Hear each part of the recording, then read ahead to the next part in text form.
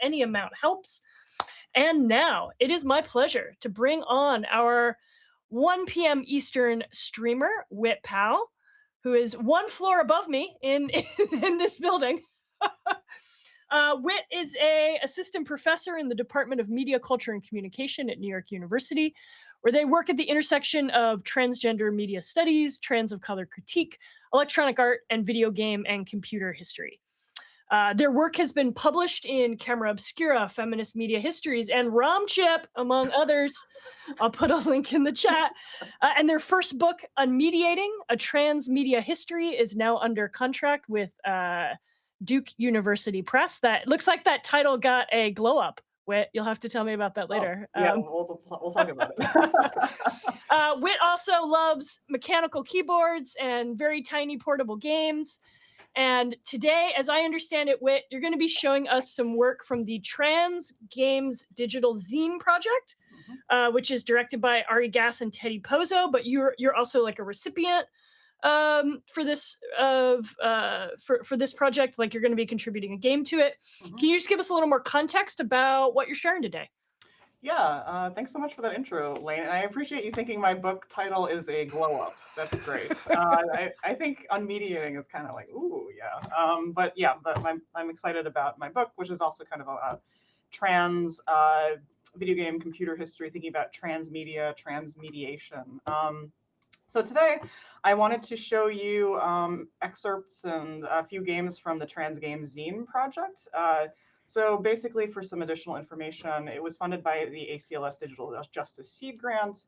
Ari Gass and Teddy Pozo were the people who organized it and PI'd it. I wanted to basically name off all the incredible trans artists, organizers, designers, and thinkers who are a part of this project, including me. So there's Ari, Teddy, Danielle Brathwaite-Shirley, Dee Squinkifer, Jess Marcotte, P.S. Berga, Madison Schmalzer, Geneva Hayward, Ryan Rose Asai, Hibby Thak, Amanda Phillips, Zach Millman, and others. And so basically this project is not just games, but it's also people designing electronic essays, games, and other types of trans-related media. And it is kind of lovely. It's been really lovely. So like for us all putting this together, we've been meeting every maybe like semester online to kind of coordinate and talk to one another. We have this thing called Queer Review, Q-U-E-R instead of peer review, where we get paired up with another person who has very similar interests to us. And we kind of like workshop each other's games. So for instance, Ari Gass is my queer reviewer. And we've got together in New York and had like okonomiyaki and chatted about our games together. And so today I wanted to show you pieces from two games, and I want to go over the Trans Games Zine website too, which is made by. Hey Whit, let me say one last thing, and then I will dump to you. So just my last little bit that I got to throw in here. Every hour we have a raffle, and so the raffle prize for this hour is these two new books from the University of Chicago Replay series. So they're doing this new series, which is like little books on a specific game. Think 33 1/3 meets Boss Fight. The first, and so you're going to get a set. The first is Undertale, Can a Game Give Hope by Anastasia Salter. And then we've got Animal Crossing, Can a Game Take Care of Us by Noah Wardrop Fruin. A $20 donation puts you into the raffle pool for both books. So yeah, get to donating. We'll put a link in the chat. And Whit, take it away and have a great hour. All right, thanks so much for having me, everyone. I also wanted to note that I can see the chat, so I'm not sure I'm signed in to send messages, but please do like include notes and questions and chat points and excitement there, and I'll be able to see it as we go through. Yes, so I wanted to show you the website. So this is the Trans Games Zine website. You can go to transgameszine.org. Basically, we have a lovely like drop system where which I feel like is like very like you know, emotional labor, physical labor accessible, in the sense that like the people who've been working on this project, they will be releasing their games on a rolling basis. So I wanted to show you this beautiful website that Soft Chaos released. Dee Squinkifer and Jess Marcotte in particular were designing this, but I think Dee Squinkifer did a beautiful job with this aesthetic. But Here you can look at the home page. There's an about page about it being a community-based platform to promote hybrid game scholarship and game development.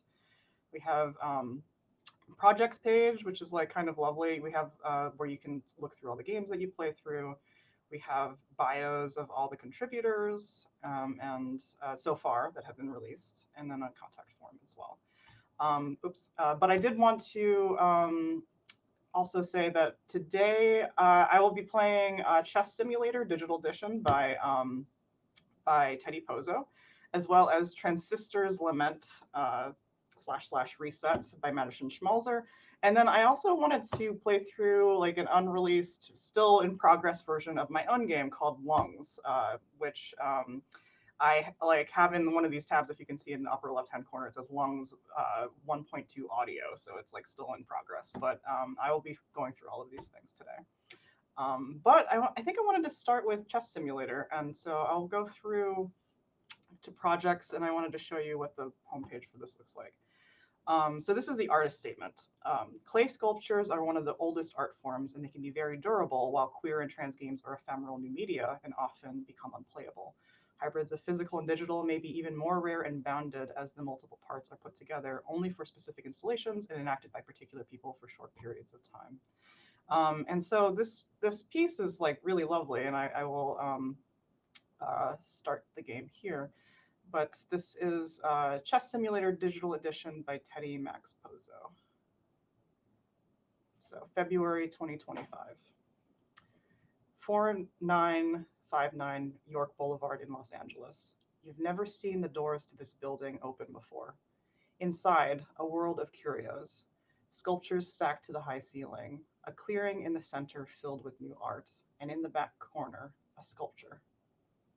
And so I wanted to mention that this sculpture is actually a physical sculpture art piece that Teddy made. And Teddy's very interested in, like, some of their work is on haptic media. Their work is also on teledildonics, like thinking about like what does it mean for dildos and other sorts of like technologies, prosthetic technologies, to be a part of us, but also to be thought of as controllers. So this is actually a sculpture that Teddy made that is a haptic like object. So to play the game physically, you touch the palms of this sculpture.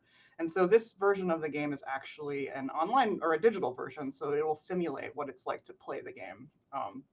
So I just wanted to like centerpiece this beautiful sculpture that they made. In the darkness of the chest, a black screen flashes a single line of text. Press and grasp the wires in my palms to play. Wires in the palms, you can see them now. Hold the hands of the sculpture. So I'm going to click on hold the hands. Holding the hands of the sculpture is the same as pressing the up arrow on a keyboard. It can be difficult to get the rhythm and decide whether to hold and release one hand or hold and release both hands. People are looking over your shoulder as you make your way through the game. And so press and grasp the wires in my palms to play. So this section of the game is actually made in Bitsy.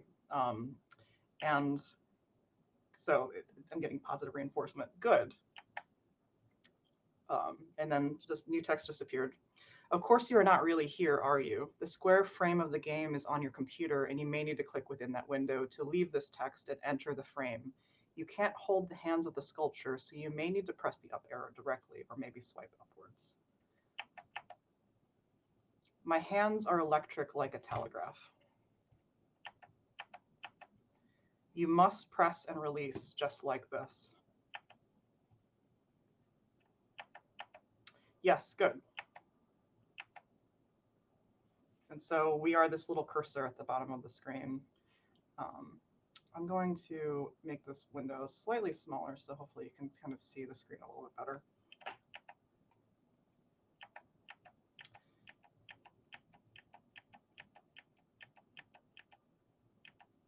So as we move this cursor, the landscape starts changing slowly. I think there's something really beautiful about that. You can kind of see this space approaching from the, oh, you love how I can hear it. Yeah, I have a clicky 8-bit-do retro keyboard that's themed like an Xbox, Xbox 360.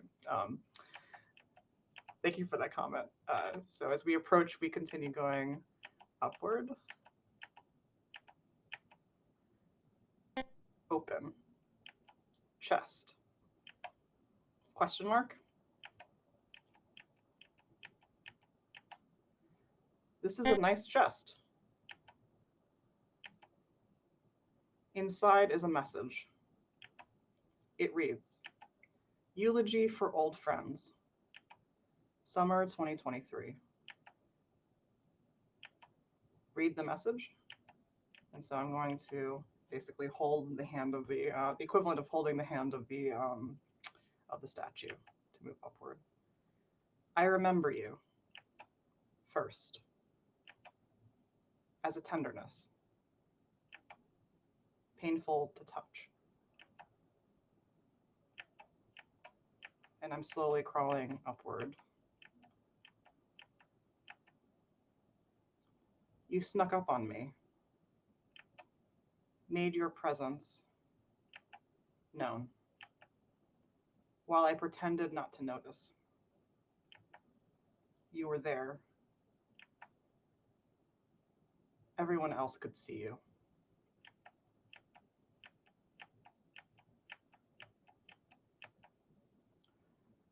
It was funny. You flopping around, getting in my way. I had to do something.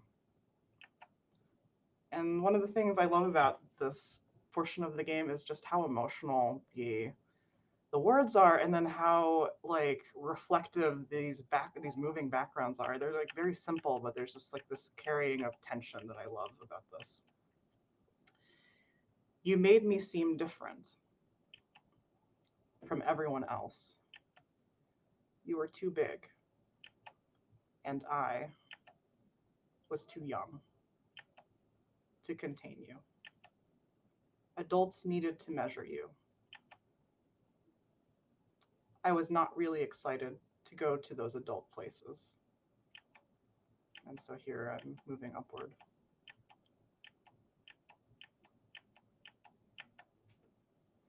You never stopped growing.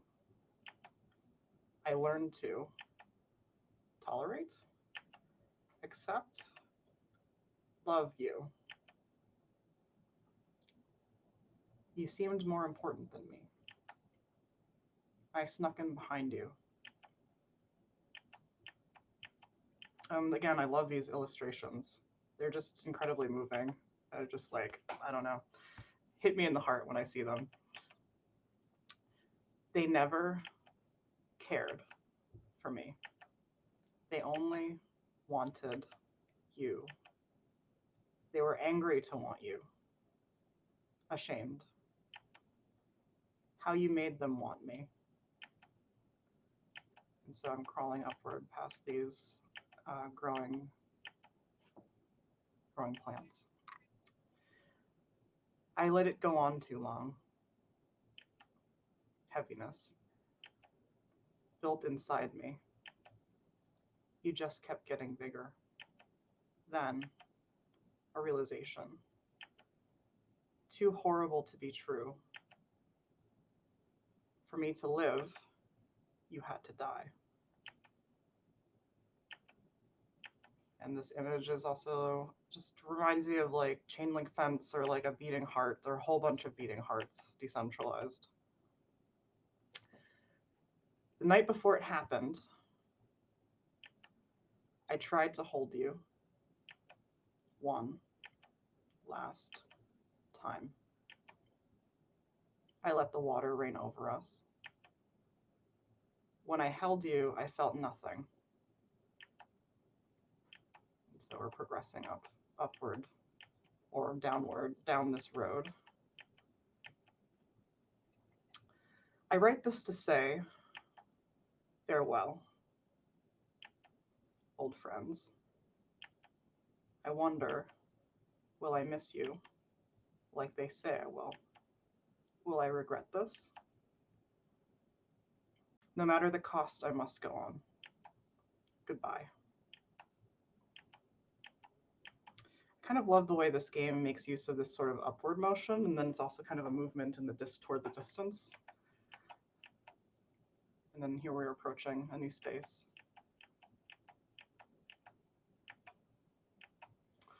Oh, hello there.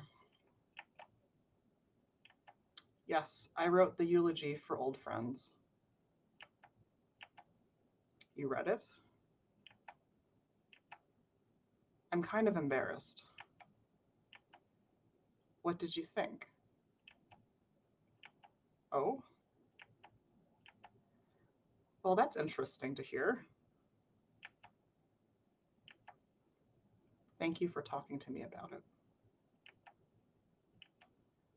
I was thinking of it as a death then. When I woke up, I knew I had been wrong. There was no pain or loss, just relief. Of course, surgery always causes pain. But the pain I was in for so many years was finally relieved. I can't say it would be the same for you. But violence, mutilation? I had pictured my flesh cut off and thrown in a garbage can. I pictured it over and over. In the end, nothing was actually gone, just reshaped. That was a better way for me to think about it. Anyway, there I go again, talking your ear off. I'll let you go, but don't tell anyone you saw me here. I meant to leave this tomb a long time ago. Now I guess I'll move on. So chess simulator, thanks for playing. The cabinet was sculpted fall of 2022 to spring of 2023. The poem was written for Communion, Trans Memorial, and Mourning, Season 3, led by I.H. Owen. The inner electronics were inspired by Empathy Machine by Maddie Bryce. And if you haven't seen Maddie Bryce's work, it's really fantastic and also super, super, super foundational and important to the queer games movement. Trans people will always exist. And so there's more to this, but I wanted to pause for a second and just say what this means to me. It's like Teddy's is a good friend of mine, and this I feel like this game is about a lot of things, but also it can be about loss, it can be about grief, but also one of the things it's kind of specifically talking about is this relationship between ourselves and our bodies when you have a gender affirming procedure or surgery. And it's something that I relate to as well. I had top surgery actually after Teddy did. And I remember I was talking to them at some point on the phone and was like telling them how worried I was about what would it mean to lose something, like to lose a part of my body. And there's no way to imagine it. That's the way I kind of talked to friends about it before. And one of the things that Teddy told me very reassuringly is that it's not like a loss. It's actually just a reshaping of what was already there. And that was like something that gave me a lot of comfort and peace during that period of my like the surgery and the after surgery. But it was like, I feel like this game gets at something very specific and wonderful and beautiful about this idea that like this procedure that can be scary, or these access to medical care, which can be contentious and difficult and hard and bureaucratic, and scary when you like imagine the actual procedure. Like for me, it has always been the right decision, and never has ever been any gray area for me. And so there's something about this piece that really resonated with me with regard to like thinking through the necessity and importance and the lived experience of trans people getting access to medical care. And so I feel like this is a really beautiful piece. And it also is thinking through the sort of physicality of our bodies, like in relationship to games too. So this game actually has a really beautiful epilogue. So I'm gonna continue clicking. So I'm gonna click you are finished playing. You look up from the sculpture to see a person looking at you. Is this the artist? You don't have to talk to them if you don't want to. So I'm going to talk to the artist. You have time to ask the artist one question, and I'm going to ask about arcade machines. They express their influences in game form. So I'm going to making this a little bit smaller so it can be a little bit more visible. The machine. So we're in this space, and then we can move the cursor right. So I'm going to move the cursor right. You can hear the clicking sound. The Musée Mécanique in San Francisco. You're pretty sure a lot of game makers were inspired here. All the old machines have unique controls, like a vibrating handprint, something to hit, press, stand on, squeeze. They claim to be testing your body or contain strange animatronic figures or scenes, kind of creepy at times. And here I'd like to reiterate that I think ROMchip dropped the link for Teddy's website here, so I do encourage you to take a look at their website. They're very interested in haptics and sort of like physicality of media. You read about a very old arcade machine, Vibratory Doctor. Some fans recreated it from an ad in an old newspaper from 1904, though you're not sure how much came from truth, and how much from the fans' imagination. Yeah, I agree. It is a really beautiful use of Bitsy. I think it's something very fantastic happening. It just like opens up Bitsy as a system, which I think I love about this. It's a big metal chest coming out of a wooden cabinet. The chest of a hunky man called the Doctor. A video shows putting in a coin and how his hand, a rubber hand on a little tube coming out of the cabinet, would vibrate for 15 seconds.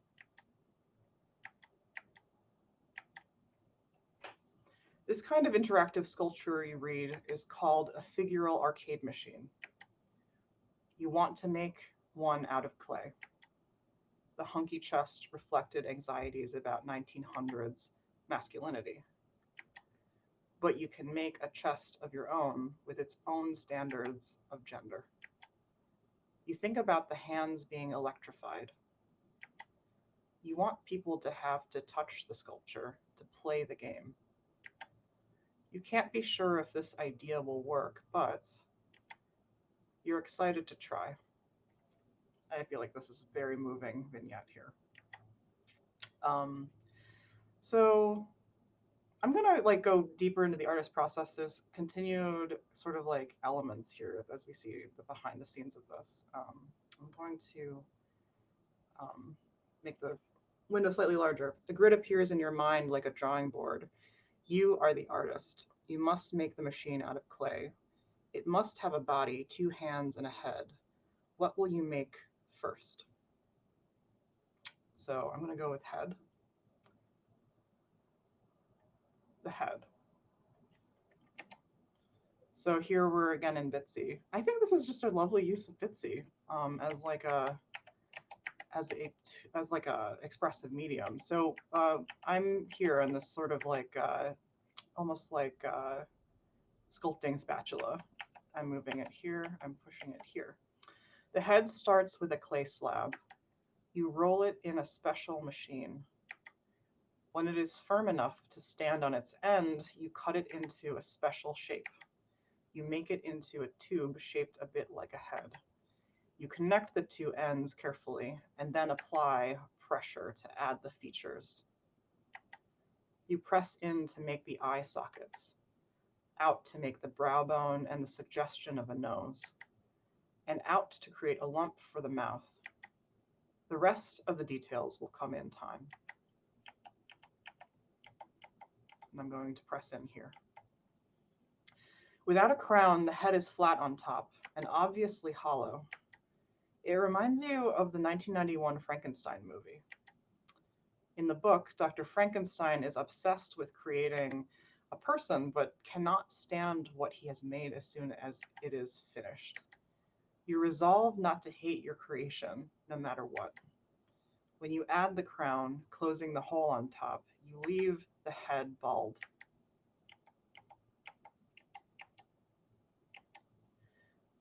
You are preparing for a surgery that some people find very scary. People who have it get many stitches with long visible scars. They say people like you, when they get surgeries like this, become Frankensteins. But which Frankenstein? Are you the creation or the doctor?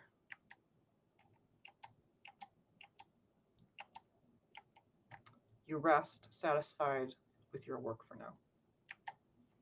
So I'm going to finish the head.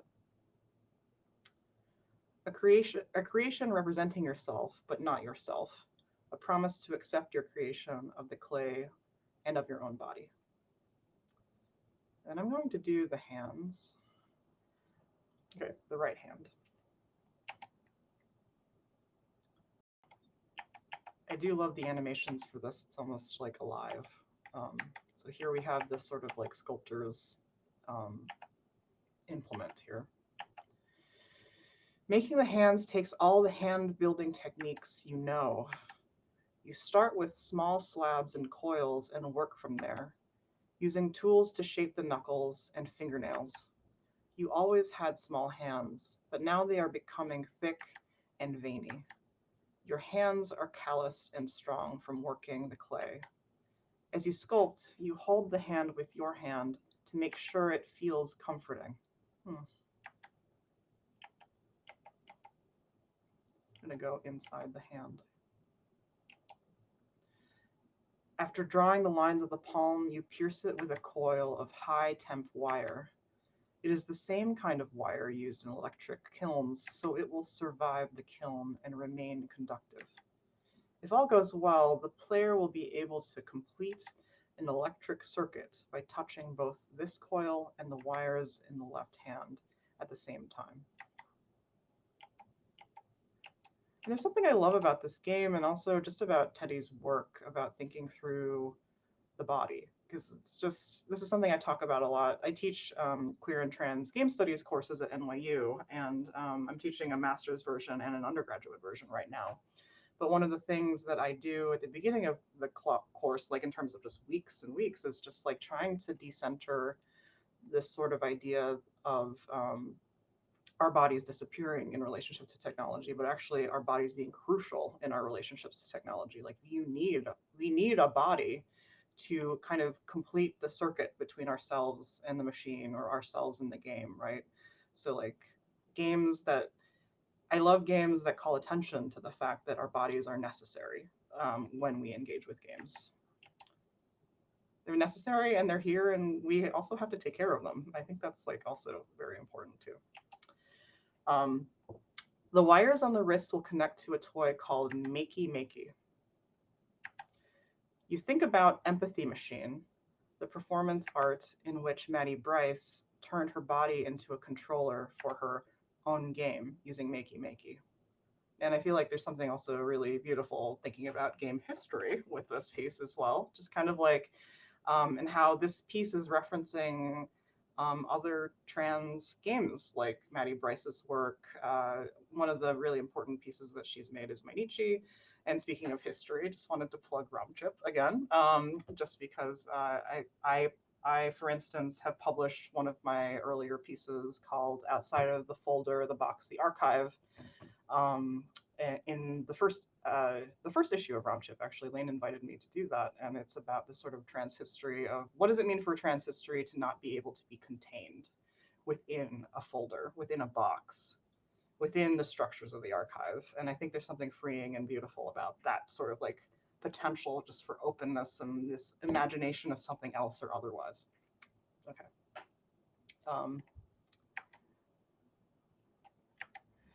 Instead of making, I'm going to return back to the game. Instead of making your own body into the controller, you decided to make this other body to interact with for players, for you.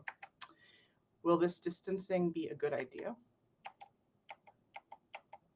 You rest satisfied with your work for now. I finished the right hand. A large and comforting hand with a coil of wire in the palm, a chance to complete a circuit between the player's body and this proxy body. And that's something that I also talk a lot about. It's like, there's a really fancy word for the sort of closing of a circuit that we use, cybernetics in a lot of like academic contexts. But I do love this idea or the real physical reality of the fact that like, all games, all computers are kind of a circuit in terms of like us doing an action and the computer responding to us. So there's something really beautiful about that and the way that's being highlighted here. And then I'm going to do the left hand. Okay.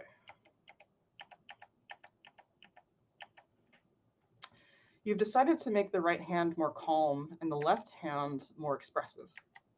You twist your own hand into a tense position and create a portrait using slabs and coils and sculpting tools. This hand will help express that the machine is electrical, you hope. And so I like the differences in the animations that are happening here too. There's something terrifying about touching something electric, even if you won't feel any current flowing through you.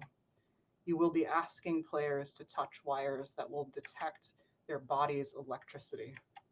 That seems intimate. You remember learning about electroshock therapy in Return to Oz when you stayed up late to watch it on TV. You believed this kind of thing was meant for people like you. You have been diagnosed with many things over the years and tried many cures.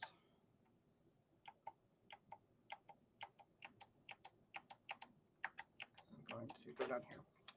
You loop high temp wire around a pencil and embed it like a light bulb filament in the hand, letting the wire ends go through the wrist. These wires will be connected to the up arrow on the computing toy you are using to turn the sculpture into a keyboard. You rest, satisfied with your work for now. Right. A grasping left hand, twisted and tense, a connection through the body of the player, the body of the sculpture, and the history of electricity. Now the last thing, the body. The body.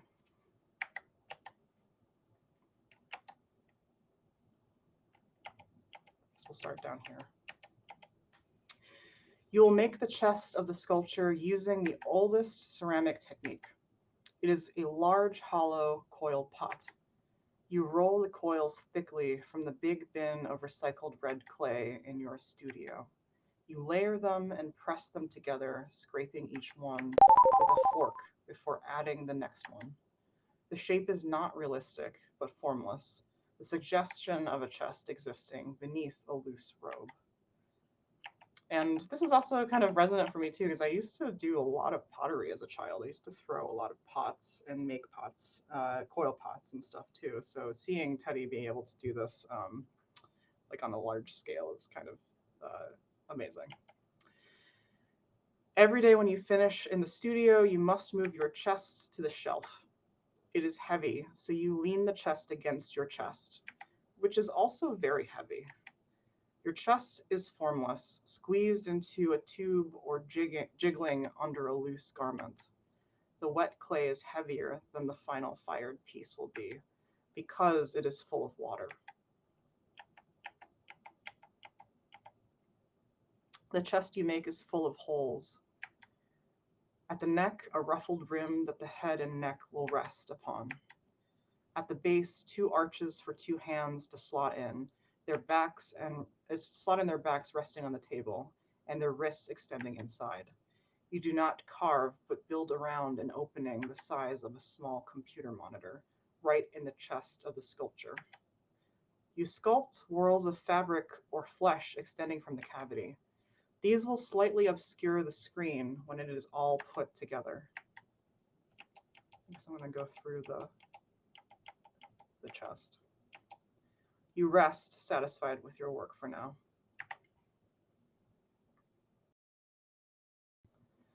A shapeless body closed in a ruffling robe or with scraps of flesh peeling away, a set of holes waiting for other body parts to be fitted.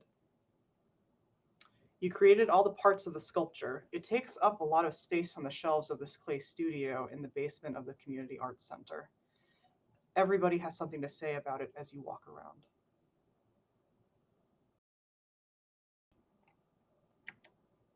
And so this is a representation of the space. Are you the one making that creepy statue? It really freaks me out. It looks like a corpse. What a beautiful piece, just like the Buddha statue I made for my garden. I don't play video games, but my brother does. I bet he'd be really interested in what you're doing. Your sculpture is coming along great. It feels so calm and meditative to touch. Are you going to add hair? Let me know if you want to add hair and I will help you.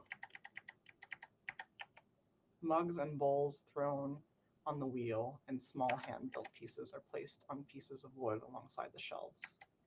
Your sculpture takes up an entire shelf by itself. He is making a video of himself throwing a tall cylinder on the wheel. How are you going to fire that thing? Don't be surprised if it blows up.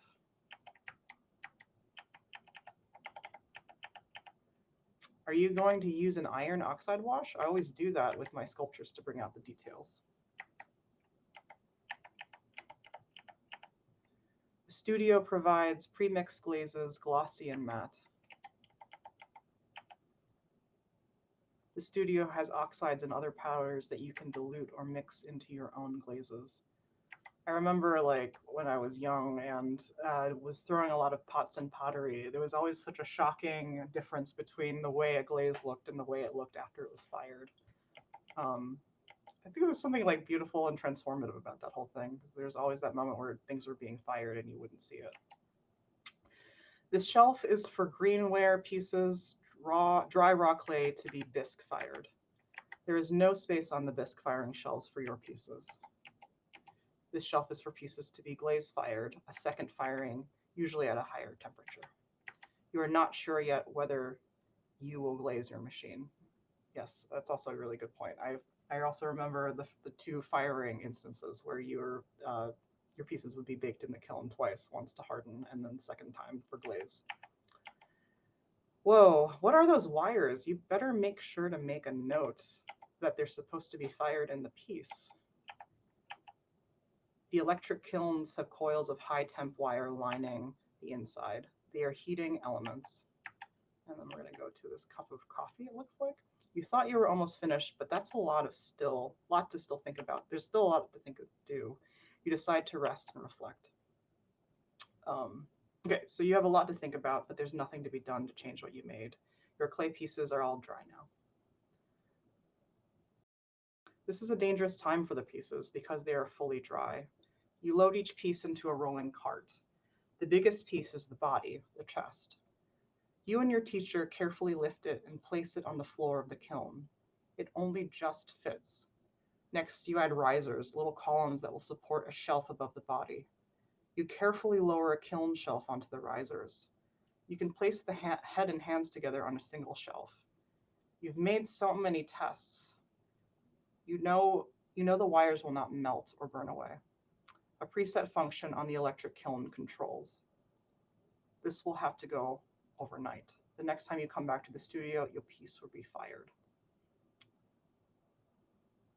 So I think I want to pause for this at this point, because we can continue going deeper into the artist process, or we can end, and I might end here, but I do encourage you to go to Teddy's, play Teddy's game on transgameszine.org and play through the rest of it, because I think there's just something incredibly like moving and beautiful about this act, like the process of creating something, right? And that's not always something, this is something I teach about in my classes too. I teach, for instance, about like labor and disability in relationship to games. And for instance, we read Kara Stone's piece on queer and crypt time and disability. But like, there's all this like incredible embodied labor that goes into many of the games that we play. And like, when we play the object, we kind of only see the object. And there's so many structures and and moments and people in place that made that object into what it is, and so many hours and so many compressed moments, right? And so there's something I think really beautiful about Teddy's work and how it is reflecting on the actual act and spaciousness and the physicality of making that I think is incredibly important, especially when we think about the politics of game design and also the politics of game labor and organizing, right, and unionization, which has not been supported by and actively dismantled by many games companies. So I feel like there's a lot of work that trans games are doing with sort of like thinking through and challenging and questioning like this idea of labor as well with regard to games. So I'm going to end this. You emerge from the gallery to the busy street and walk away. So I wanted to, I see that we have 20 minutes, and I did want to actually show you a draft version of my game that I've made for the Trans Games Zine project. Did want to include a hefty disclaimer that this is a work in progress, and still have there's certain branches that still have to be fleshed out for myself, but I wanted to show you what I have here, and maybe talk you through the design process and what I was doing as I was making this. So this is called Lungs, and you can kind of see here there's like the highlighting here. I did want to mention that this image in the background of the lungs is actually an X-ray of my own lungs.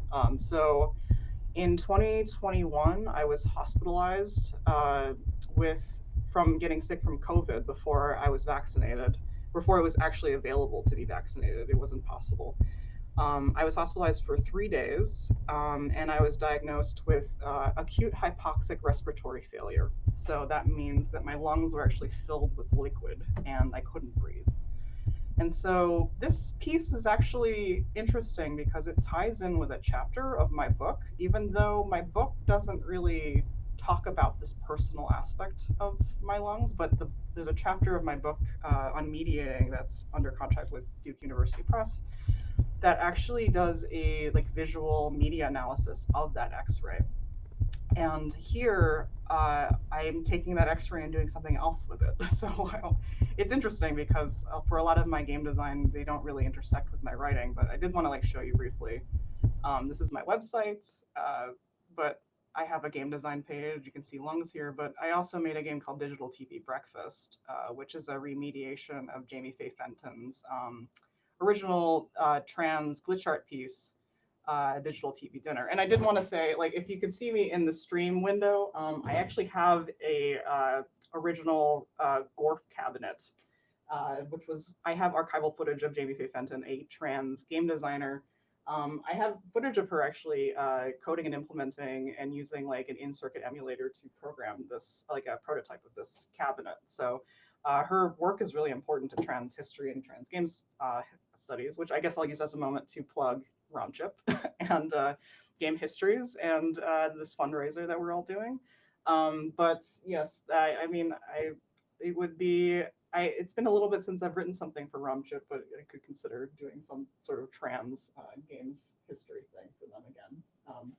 Anyway, that was an aside, but this is Digital TV Breakfast. This is a piece that I made about her original glitch art piece. And even though I don't write about the process of making this game, I do have an article called a Trans Historiography of Glitches and Errors, which you can actually read here if you want to read about the history of trans glitch art. And I actually have another piece that's shorter about the Votrax SCO1 voice synthesis chip that is actually a part of this game arcade cabinet.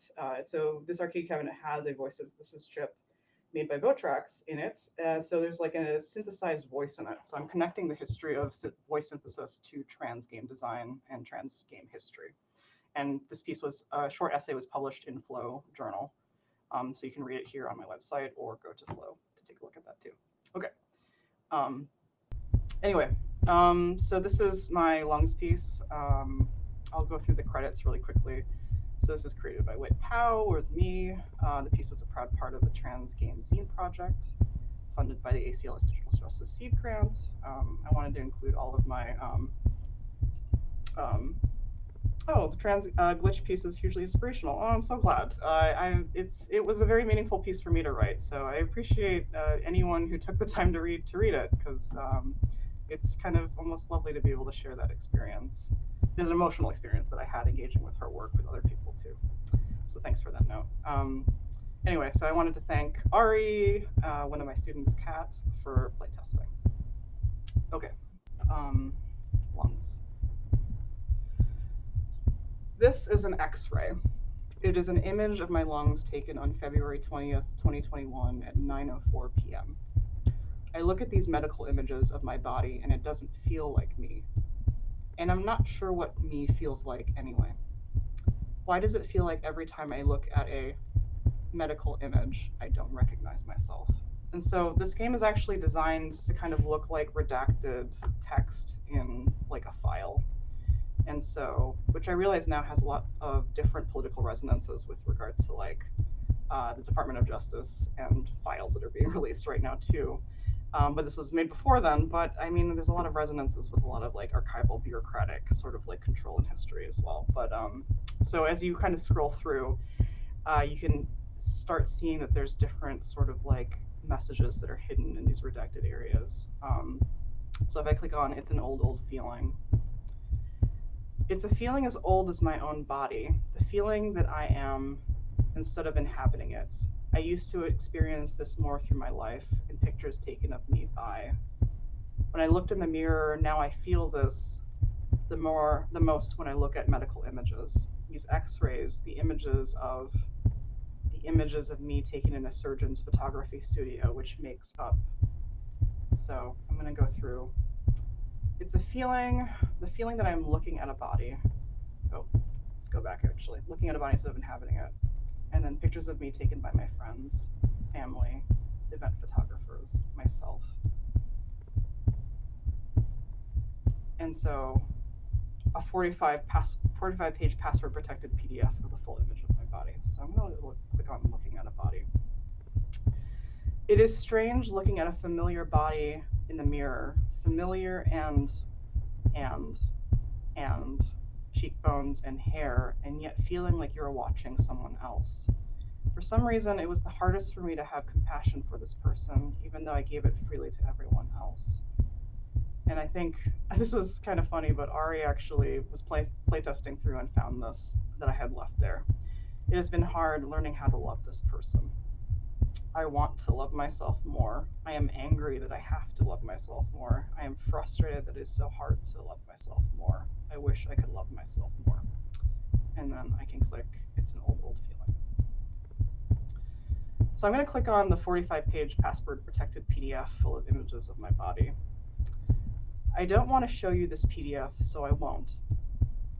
I won't show you image after image of my torso cut off at the neck and the bright lights designed to illuminate the edges of my scars, the curves of my shoulders, But I do want to tell you about what it was like to enter the room, the surgeon's photography studio, to be recorded, imaged, examined, documented, and the strangeness of it all being looked at in the same way I have always watched myself, estranged and alienated, in the mirror. There was a time, most of my life even, when all I saw when I looked in the mirror was something I could only feel anger toward. There wasn't even an articulation behind it.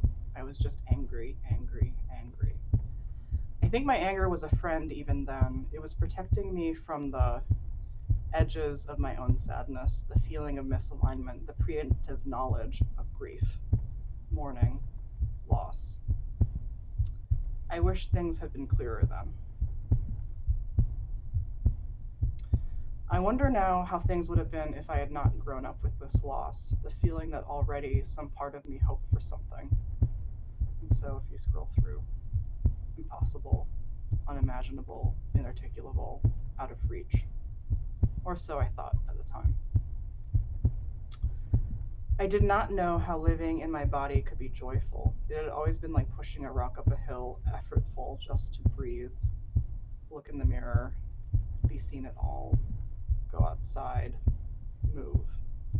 It is hard to imagine a world when you have not been given a vocabulary, when all that exists is an absence, a grief.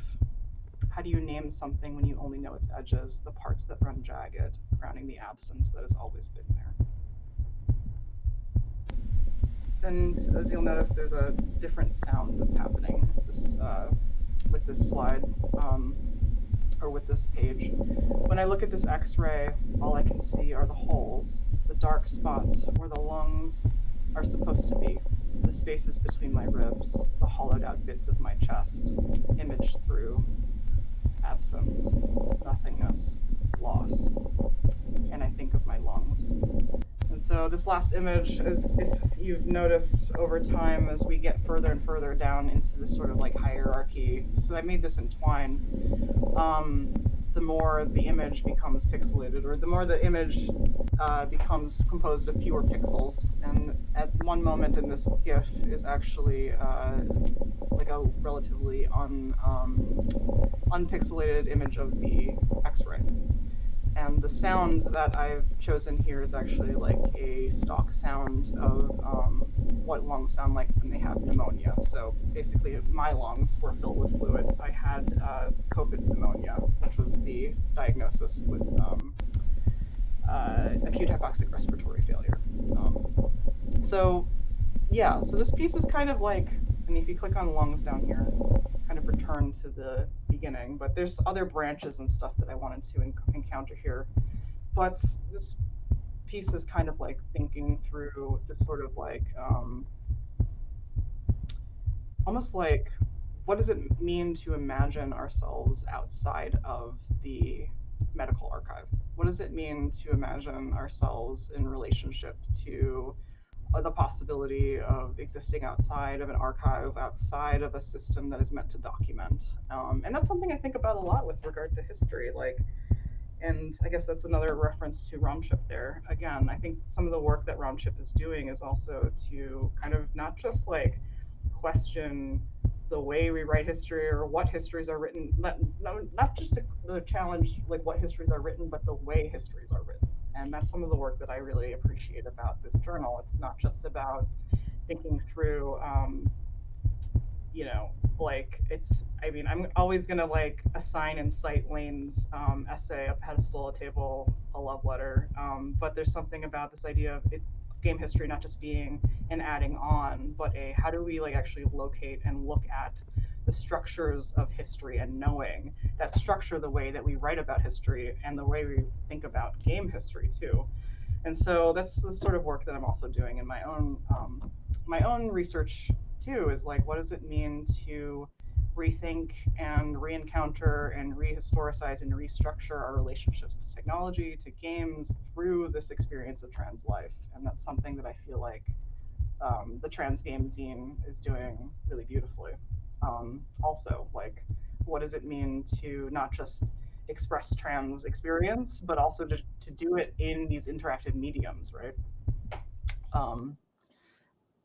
So we still have some more time, and I actually did have another game that I wanted to kind of touch on before we end, but I might like kind of glide through some of the parts of Transistor's Lament. Oh, 3 minutes. Okay, great. Thank you. Oh, sorry. I'm not sure if I should respond to that, but I appreciate that. I'm gonna like quickly go through it, kind of to show you what it looks like before we end. But this was another piece I wanted to briefly show. So this is Transistor's Lament. I also highly recommend that you all check this out on transgamezine.org. This is by Madison Schmalzer, who is a game designer, also, you know, writes really fantastic pieces on glitch and speedrunning, and also has written extensively on trans life and speedrunning, which I think is a brilliant and beautiful sort of like thing to think about and write about. So I wanted to show you kind of like, this is a very glitch art centered piece. This is a collection of fragments, games and glitches, circuits and bodies, moments that flicker and fade. Each title below is a cartridge, a code, a crack in the system. Load one and see what appears. So I'm going to click on Key World here. A group of teenagers sit on the floor in front of a glowing television. On the screen, I can just make out the graphics of Super Mario Bros., but the level is unrecognizable. Blurry clouds and fire and pipes, the building blocks of the Mushroom Kingdom rearranged. In 1986, a magazine circulated in Japan called FC Bug Boy Special Super Mario 256W, which cataloged a mysterious Super Mario Brother level called 256 Worlds.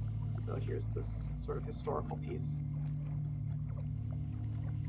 These levels were discovered early in the NES's life. Shortly after its launch, players learned that if they swapped a Mario cartridge with Tennis and then back again, Mario would reinterpret depreciated data in RAM as level data. What appeared were levels no one had designed, far past 8.4. Almost 20 years later, in 2005, a group of friends meet in Sendai, Japan to explore the 256 worlds they learned about in the magazine years before. They come equipped with a pro-action Rocky modification device to replicate the hot swap, prepared to explore the depths of one mysterious level, the T-World. Another 20 years later, in 2025, I sit on the floor of my apartment in Sarasota, Florida, under the glow of a CRT TV. The documentary work of the speedrunner and video game historian GlitchCat7 led me to these same exploits, and I too am intrigued.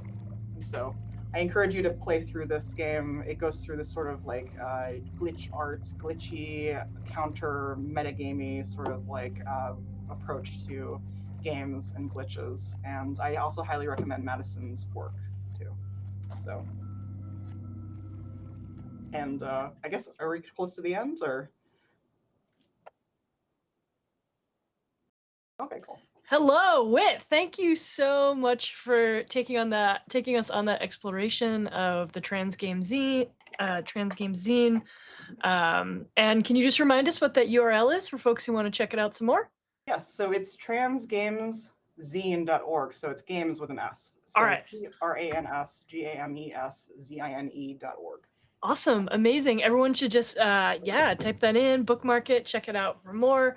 We're thrilled to announce that we are now at $4,258.77. I love an odd number of pocket change in this fundraiser. That's 61% of our 7K goal. Whit, thank you so much for being a supporter of ROMchip, and I will catch up with you later. All right. Thanks so much for having me. This was lovely. Thank you, Whit. All right, don't go anywhere, because we have got up next Mike Rugnetta coming in to play Rise of the Dragon for Sega CD. But for all of you folks who are just joining us, who am I? What are we doing here?